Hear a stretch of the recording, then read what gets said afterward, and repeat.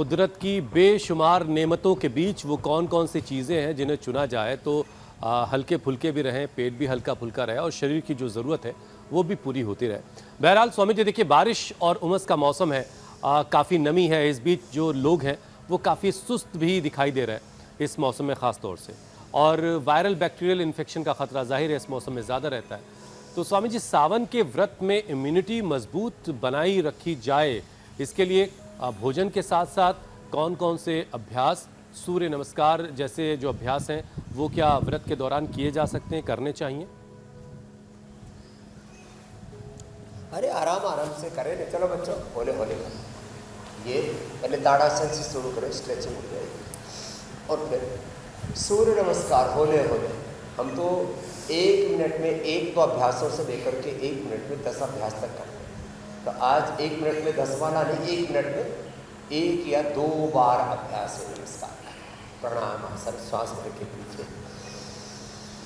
ऐसे पूर्ण साथ छोड़ करके पाद हस्तासन,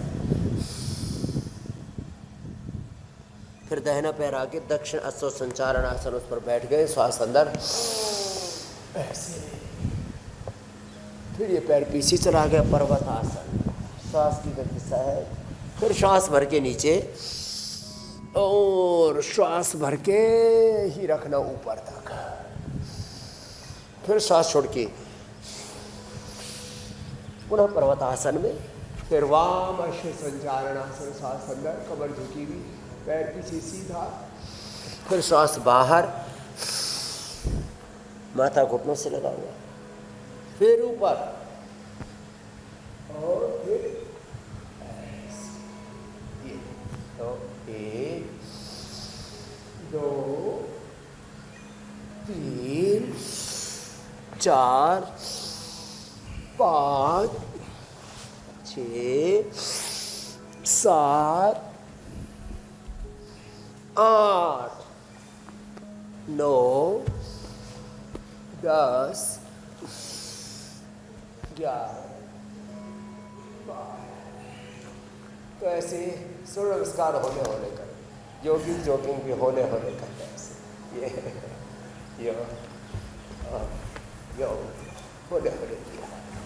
और फिर दंड बैठक भी पावर योग रोज़ ही करते तो आदत ना छूट जाए, इसलिए होले होले। अरे 10 बार नहीं 2 बार तो करो, आदत तो लगी रहनी चाहिए ना ऐसे। और फिर ये जो भुजंगासन या दंड लगाते हैं ना, इसको भी जैसे साधारण यूँ पैर सीधे, 1 2 3, एक श्वास में एक अभ्यास, 1 2 3, 1 2 3, होले होले, पैर आगे नीचे झुके, ऊपर उठे, वापस आ गए, हनुमान दंड, होले होले।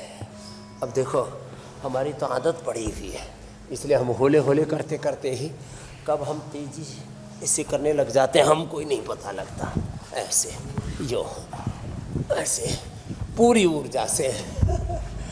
और भुजंगासन ही तुलसी, बिल्वा, भांग, धतूरा, अब ये प्रकृति के उपहार हैं, इनकी बड़ी मेडिसिनल महिमा है। तुलसी तो अत्यंत कफनाशक, वातनाशक, पित्तनाशक, पितृदोषनाशक है, और अपने शरीर में पूर्ण सात्विकता आती है, इम्यूनिटी ज़बरदस्त हो जाती है, कफ कोड अस्थमा से लेकर के बैक्टीरिया वायरल इन्फेक्शन सब प्रकार के इससे बचाती है। बिल्व पत्र ये तो बीपी के लिए और शुगर के लिए परम औषधि है, लो, और उस शरीर अंदर तक शुद्ध हो जाता है। जिनको बहुत ज़्यादा कोलाइटिस है वो भांग के नशे के लिए नहीं, 2-4 पत्ते ऐसे ही भांग के खाली पेट खा लो। तो जिनको बहुत ज़्यादा कोलाइटिस की प्रॉब्लम है, भूख नहीं लगती है, मंदाग्नि है, लेकिन याद रखना नशे के लिए नहीं खाना है, पकोड़े नहीं खाने भांग करके, भांग का गोला बना करके नहीं खाना। मैंने 3-4 पत्तियाँ बोला है बस। धतूरा का प्रयोग जो है हमारे यहाँ कनकासव, धतूरे के फूल, धतूरे के पत्ते और धतूरे के बीज, इनको उबाल करके और उसमें थोड़ा गुड़ मिला करके फिर छान करके पिलाते थे। कितना ही भयंकर कफ कोल्ड अस्थमा हो तो इसके गुण बड़े ज़बरदस्त हैं। तो चलिए, बांग, धतूरा, बिल्व और तुलसी, बेर भी आजकल देश विदेश से आते हैं, पता नहीं हर समय उपलब्ध रहने लग गए। बेर भी, सेव भी, केला भी, कुछ फल तो 12 महीने उपलब्ध रहते हैं। तो जो सेव के गुण है वही बेर के गुण है, इसलिए भगवान शिव को बड़ा प्रिय है बेर। तो भाई जिनको जो है, और आजकल बेर जो है सेव से, कभी कभी तो सेव के भाव के होते हैं मोटे मोटे, वैसे साधारण रूप से आधे रेट पर मिल जाते हैं। बस अपने अपने सामर्थ्य के अनुरूप इनका सेवन करना। तो हमने आपको बताया कि भाई उपवास भी कर रहे तो होले होले ऐसे भुजंगासन, उपवास कर रहे तो होले होले साधारण दंड, और भाई जिनमें सामर्थ्य ज़्यादा है वो ज़्यादा कर लें।